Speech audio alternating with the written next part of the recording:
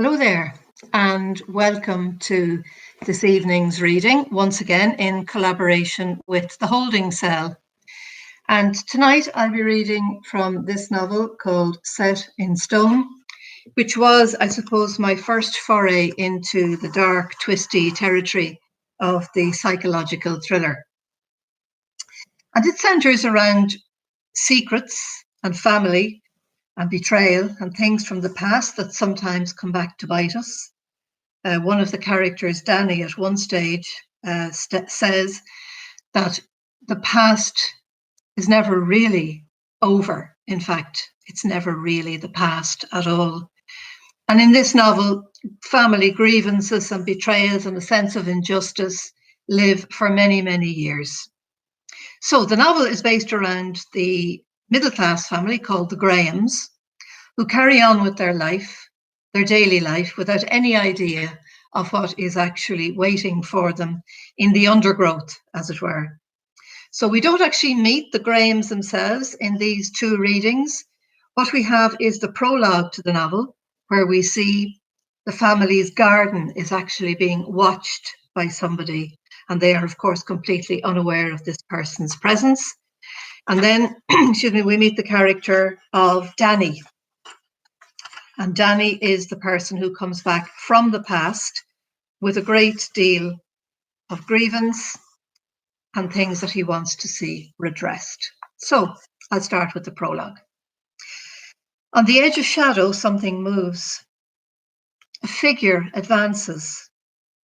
It pauses briefly and stoops to pick up the bits of debris that litter its path. Last night's heavy rain and high winds have scattered the grass with gnarled snatches of branches, roots, upended plastic flower pots. One gloved hand brushes these obstacles aside, pushing them beneath the straggly bushes, where they lodge, trapped. At least the wind is starting to drop. The figure remains bent, keeping low to the ground. Its progress is soundless. One heavy laced boot presses into the mud, then the other. Although it's still dark, the cover afforded by the trees and hedges is poor, winter thin. The figure crouches, pulling back the dark hood that keeps falling forward like a monk's cowl. A man's face is revealed, cheeks ruddied by the cold, eyes smarting. The eyes are watchful, bright, even in the darkness. He lifts the small silver camcorder to his eyes, one hand adjusting the strap around his neck to a more comfortable position. A wood pigeon startles, rustling in the branches. The man shoos it away. Just then, light floods one of the gardens below. The watcher adjusts his gaze at once, moving the camera several degrees to the right. A woman steps out onto the deck. She pulls the belt of her dressing gown tighter and folds her arms, hugging her elbows for warmth. She looks around, absorbed in what she sees. Gravel, the bleakness of stone, the bareness of winter. Nevertheless, she looks pleased with herself. The watcher shifts a little. The effort of crouching has put a strain on his knees and thighs. Pins and needles will not be far behind. But the woman doesn't stay long. She appears to look up in his direction once when the outside light goes off. He lowers the camcorder quickly, just in case. He doesn't want to risk a careless glint giving him away. But he feels sure he's not been spotted. It's much too dark. The woman takes a last look around the garden and goes back inside, locking the doors behind her. Same routine as before, the watcher murmurs to himself. He checks the time, the small numerals on his wrist showing greenly in the darkness. Well, give or take 5 minutes. He trains the camera on the house to the left, just checking. But there's no movement, still nothing. Not everyone is an early riser, he supposes. From his standpoint above the gardens, the house on the right looks even more inviting than before. The curtains have been left open, and the freezing air makes the interior look alive, somehow warmer, denser. There's now a view to be enjoyed. An ordinary scene of tables, chairs, the familiar clutter of a kitchen, the pleasure of watching a woman's movements, knowing that she is unaware of his presence, that she suspects nothing. It's a particular pleasure, this one he has almost forgotten. He lingers for a while, feeling a stab of envy. The sharpness of it takes him aback. He has not expected to feel that. Envy above all things. Time to go. No point in spoiling the ship. The man stands up to his full height now and backs away from the top of the stone wall. He needs to be careful here. He has already snagged a sleeve on the barbed wire, and those shards of glass are dangerous. The night they'd met in the pub, Wide Boy had mentioned every detail about the house and garden, other than this. Maybe he doesn't know. He will, though, and soon enough. But it's worth the risk. This vantage point gives the watcher a perfect view of the two houses beneath. A view that will be all the better come spring, too, with a leafy covering of new growth. Nature can sometimes be generous. And, as he understands it, this will be a waiting game. Slow work is still paid work, and he's in no hurry to get a result. Not anymore. A few gardens away, a dog barks. Somewhere in the distance, a car starts, engine gunning into life. A local boy racer, probably. More sound than fury. Satisfied now, the man moves away down the muddy walkway that has emerged, straight and narrow, from underneath his daily footsteps. Once he reaches level ground, he bends down and undoes the laces of his boots. He wraps both boots in plastic and pushes them well down into the belly of the rucksack that he carries, slung loosely over one shoulder. He changes into city shoes and unwinds himself from the strap of the camcorder, placing it carefully on top of the boots. The shoes are looking, he notices, could do with a lick of polish too. Amy used to do that for him back in the day. He straightens up again. Not a whole lot to report to Wide Boy when he sees him this evening, but still, he's earned his money. He's done what he was asked to do. That's the important thing. One final delivery, and then the day's work is done and dusted. The thin branches quiver behind his departing back as the watcher makes his way down the slope, hat pulled low across his forehead. He hunches forward and shoves his hands into his anorak pockets. He wonders, just for a moment, if these sheltered people have any idea of what's coming next, of how fragile, how precarious all their comforts are. Nothing to do with him, of course. He's just doing the job he's being paid to do. When he reaches the street, things are still quiet. The early morning commute is not in full swing, not yet. To the east, the sky is just becoming light, a greasy yellowish pall that lingers over the still sleepy city. So we'll move now to the character of Dunne, one of the ghosts that's going to haunt the lives of these sheltered people. Dunne is remembering. It's been happening a lot these days. Whenever the time approaches to go back, he no longer cares to think of it as home. It's as though his own personal cinema knows it. It plays the same vibrant reel over and over again, Technicolor, complete with sound effects, and reminds him of all the things he can never allow himself to forget. Before he knows it, his past becomes the most immediate present he has ever known, somewhere much more real, much more insistent than the here and now. Dunne has begun to walk more quickly, his steps speeding up to keep pace with his thoughts. He's conscious of something stirring, prodding at the inside of his skull, needling him to respond. It's like his recent practice bouts in the ring, where his opponent kept on hitting a vulnerable spot, a small hot cut just above his right eye. Apart from the pain and the trickle of warm blood that kept blinding him, what he can remember most is the rage. The other man's jabbing left, the incessant, relentless focus of it, meant that someone was aware of his weakness. Someone was taking advantage, exploiting it. Not for the first time, Danny finds it strange the way that tiny, insignificant things detonate memories.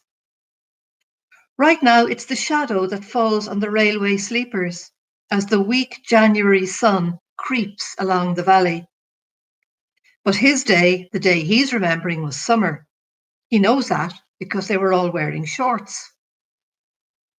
He can see his 10-year-old self and Tommy and Mick, both boys known locally as Twinny McCormack, because nobody could ever tell them apart. In fact, the boys made sure that nobody could ever tell them apart. They got away with more, far more that way.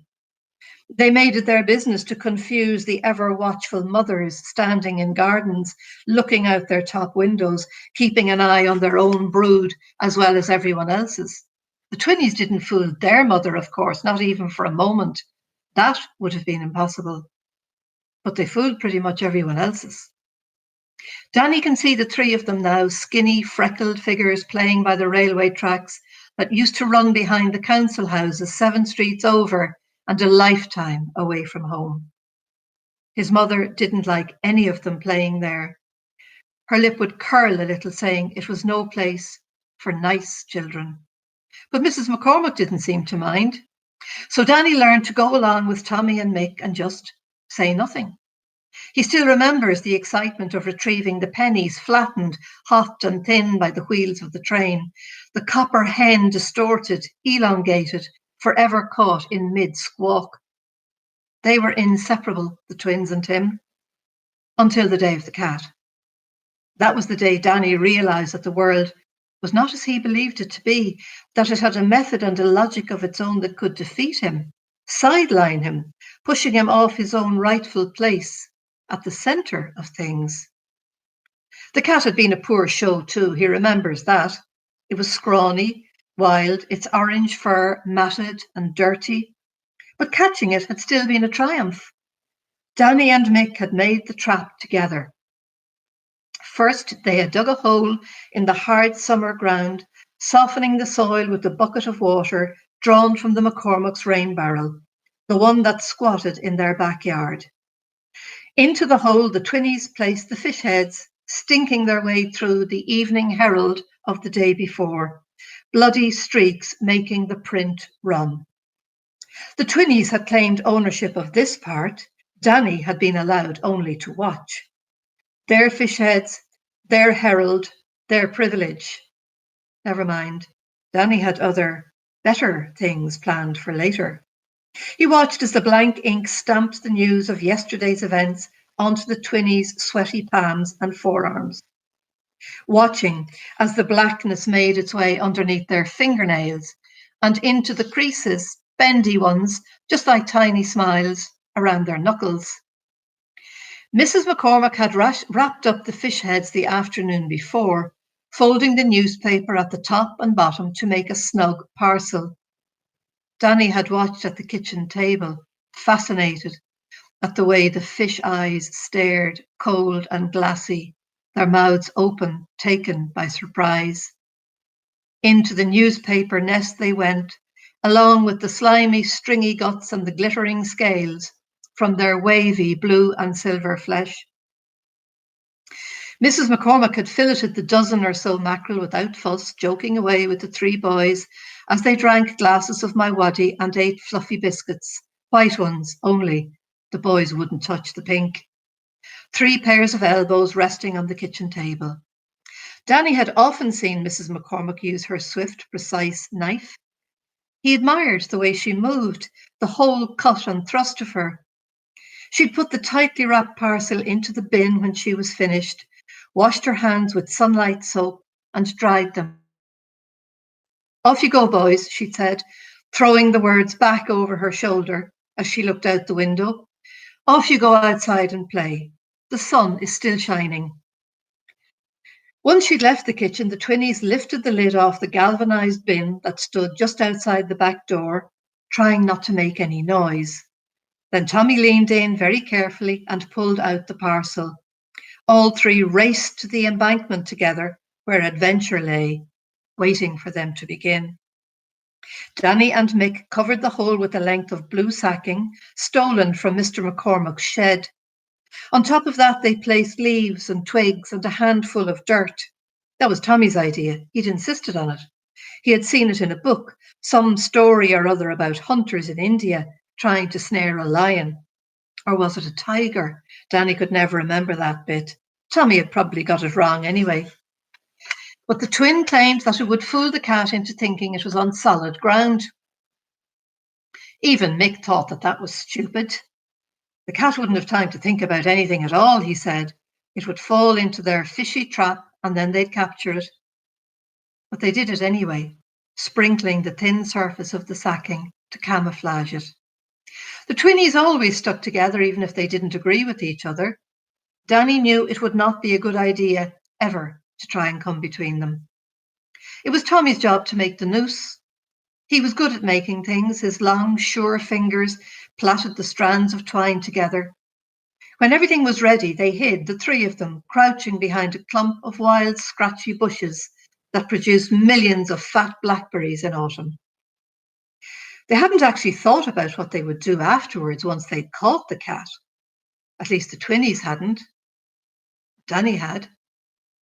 The previous night, that was all he had thought about, with a hot, hard pleasure stirring between his legs. He knew exactly what he wanted to do. Here it comes. Tommy's voice was a high, excited whisper. Here's the cat. The scrawny animal, sure enough, was making its way across the scorched ground, heading straight for the sacking. Its tail was up, flicking from side to side. It was as though the tip had an eye, like a periscope, breaking the surface of the sea. It glanced jerkily, first right, then left, checking for trouble. The cat's ribs seemed to undulate along its orange coat. They were so prominent, so distinct, that Danny could count them. The paws were furtive, taking soft, sneaky steps as though the cat was already suspicious of what lay ahead. The three boys kept very still, and Danny remembers holding his breath. Suddenly there was a flurry of movement, of cat and clay and sacking. Tommy darted out from among the trees, a blood-curdling, whooping sound coming from his normally quiet lips. Mick followed, stumbling forward, his hands already in the hole, pressing down on the sacking, keeping the spitting, writhing cat in one place, while Tommy slipped the noose over its head. It was done. Over. Almost before they realised it. Tommy pulled sharply on the noose and the cat dangled at the end of its homemade rope, clawing wildly at the air. The boys were all laughing now, shouting, doing an Indian war dance around the struggling cat, who was showing no signs of quietening. Excuse me. It worked. Mick was jubilant. He punched his fist in the air. It worked. Will I let him go now? Tommy's arm was tiring. He was holding it out from his body, leaning forward, his arse stuck out in the air. The cat was frantic, clawing, hissing, trying to make contact with something, anything at all. No wonder Tommy was keen to keep his distance, keen to let go, now that the thrill of the chase was over. But it was the wrong question to ask. Danny knew it was the wrong question to ask. Letting the cat go was not in his plans, whatever the twinnies might feel. No, he shouted. The twinnies stopped and looked over at him. He thought that Tommy looked frightened. The freckles were standing out on his thin face. His cheeks were getting redder by the minute. I have an idea. Danny walked over to the twinnies, holding out his hand for the cat. They didn't stop him. In fact, he could see relief pass over Tommy's flushed face, like a cloud shadowing the sun. He held out the cat, its hissing silenced now. Tommy's gesture was an abrupt, sinewy one. Here, you take it then. I've had enough. Danny grabbed the noose with both hands, hoping that he wasn't already too late. The cat was still breathing, just, although its eyes were becoming milky. He didn't have any time to waste. Turning his back on the twinnies, he raced down towards the railway tracks. Danny could hear them shouting behind him, but he didn't stop. He was always able to run faster than they were. He could see the train now snaking its way towards him, although he couldn't hear it yet. His hands started to tremble and he could feel his thing beginning to grow hard again. He stumbled as he reached the tracks, almost losing his balance. The cat was quiet now, its paws jerking weakly at the air from time to time. Quickly, he bent down. He pushed the animal into position on the rail, its head dangling uselessly to one side. The metal glinted back at him, warm in the sunshine. Using the noose, he tied the cat's head as close to the rail as he could manage, laughing out loud as the rest of its body flailed, its paws making feeble contact with nothing at all. Fresh air, just like when Tommy tried to box, and his punches fell back uselessly to his sides. Then Danny ran, further down the track, seeing the twinnies standing a good way up the embankment. He waved to them to come and watch, but they seemed to be rooted to the spot. And then he forgot all about them. He stopped and turned to watch the approach of the train, his heart hammering. He had a great view of what came next. The loud, fat slam of the wheels, the blood spurting high up into the air, the rusty blur of colour. Grinning hugely, he waved to the train driver who hooted back at him, heard the train's shrill, mournful whistle. The man didn't even know what he had done, would never know. The cat's head had been sliced off cleanly, more cleanly than Danny would have thought possible, and rolled to one side as though it had just turned to go to sleep. The rest of its body was reduced to mush. All that was left was a dark stain on the railway sleepers, a furry shadow of its former life. When he looked up, the twinnies were gone. He was disappointed. They should have stayed, should have waited for him. He was filled to the brim, tingling with excitement over what they had just done, the chase, the capture, the execution, all of it. But when he went to knock in for the twinnies, their mum, tight-lipped, told him they weren't going out to play. They were staying in to have their tea. Okay, I'll leave it at that. Thank you very much for your company. And once again, if you want to send me any messages on Facebook or Twitter or through my website, please do, or any questions that you might have. And I'll see you again here on Tuesday night at 7:30. In the meantime, stay safe, stay well, stay home. Bye for now.